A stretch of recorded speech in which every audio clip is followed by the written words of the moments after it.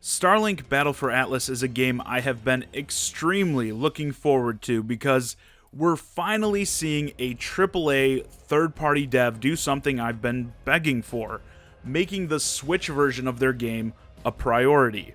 The Nintendo Switch version of Starlink has been the one most people have been interested in since people have been interested in it, really. Before this year's E3, I actually thought Starlink was a new IP when it was part of that whole Nintendo E3 booth leak.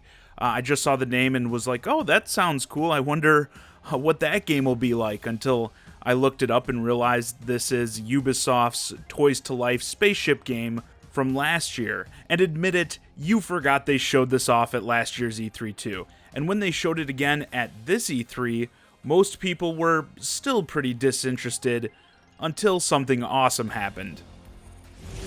Could use a little help here. Can you hear me?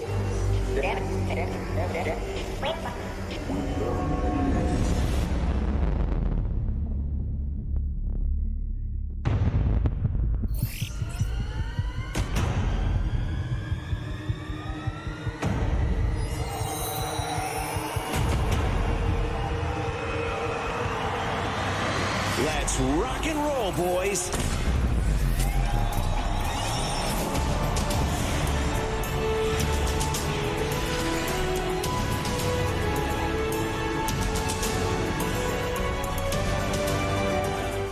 Yes, when Fox and his Arwing were announced to be playable in the game, the interest of Nintendo fans across the world was piqued, and from then up until the game's recent release, that's all I heard people talking about, wanting to check out the Switch version and basically just pretend it's a Star Fox game. And surprise, surprise, with the Switch version getting put at the forefront, actually releasing the same day as other versions of the game, that was in fact the version consumers went with, overwhelmingly so.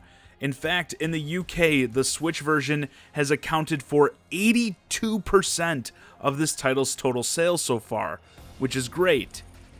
But the game itself also debuted at number 14 in its first week, which isn't so great. Essentially, yes, the game sold mostly on Switch, but it probably didn't sell as many units in total in its first week as those involved would like. And I think there are a few reasons why it may have had trouble, but most notably so, the Toys to Life angle. I think this is by far the worst aspect of this game and the biggest turnoff. Now with the Switch, thankfully, Fox and the Arwing come bundled in, but the game places a lot of focus on swapping out ship parts, attaching different wings and weapons to different bodies, as well as setting how you want them to be attached, and for nearly all of them, there is no way to get more without buying them. They are made available digitally, so you don't have to necessarily go out and buy the physical toys and link them in, but you do have to buy them in some way. I think most consumers are pretty much done with the Toys to Life stuff. Amiibo, I honestly feel, only maintain the success they do for the collector aspect. I think most people who are buying Amiibo are buying them more so to have figures of these characters than the digital content they unlock. And even with that, it's usually very supplemental in terms of building games around them, like, you know, a Skylanders or a Disney Infinity here with Starlink. I think that fad has mostly come and gone, and when people see a game involves it, they assume the game is going to try and get them to blow a bunch of money on this crap. And while Starlink is fully playable without making any additional purchases, again, you can't really experience much of the swapping stuff in and out without buying the extra stuff. And that also puts the game at a higher price point. Even at entry in the US, it's $80 for the base version. Also, not a selling point for most consumers, being more expensive, and as I've been saying about many releases lately, at a time when there is so much other stuff coming out. I was bitching about this a couple months ago. Seems like a lot of games are going to be sentenced to death being released around this time.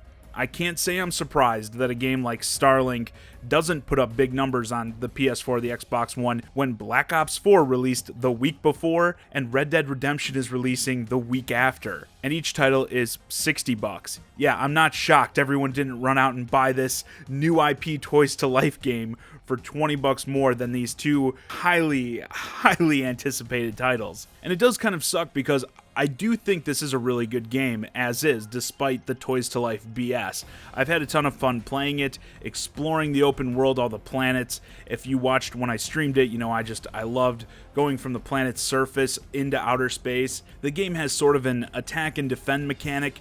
You're working to take over key locations on the various planets to push back the enemy, as well as defend them after you take over, as they will just drop like giant boss enemies and waves of baddies on top of your allies' faces the whole time. I've seen a lot of people with the whole open world space aspect and the vibrant, colorful planets compare this to No Man's Sky, and I would say, yeah, if No Man's Sky was a video game, I think it would be a lot like Starlink. And yes, when you are using Fox and the Arwing, you can pretty much just pretend you're playing a Star Fox game. While the Star Fox crew might not be super involved in like all the cutscenes, with Fox as your pilot, you're pretty much playing the entire game as Fox. And that's where I think they really misstepped here.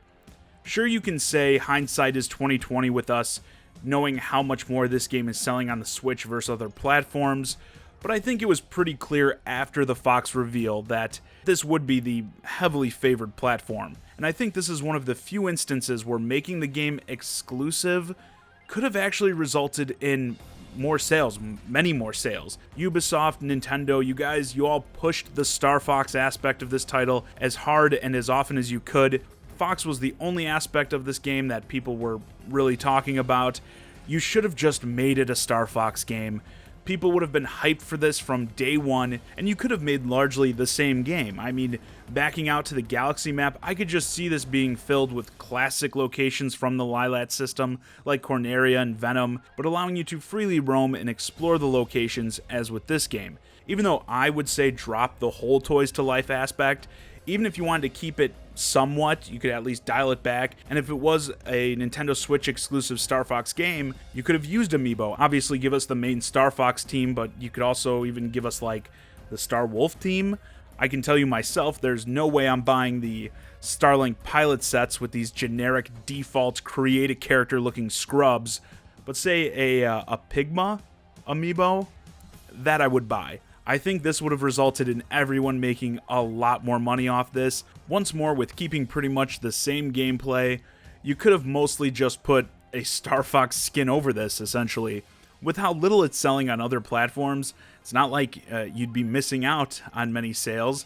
And yeah, I do think this was to be expected with all the emphasis they put on Fox as a playable character anyway. So I'm saying you should have just went all the way with it. However, like I said, I do really like this game as is, despite the shortcomings with the Toys to Life microtransactions.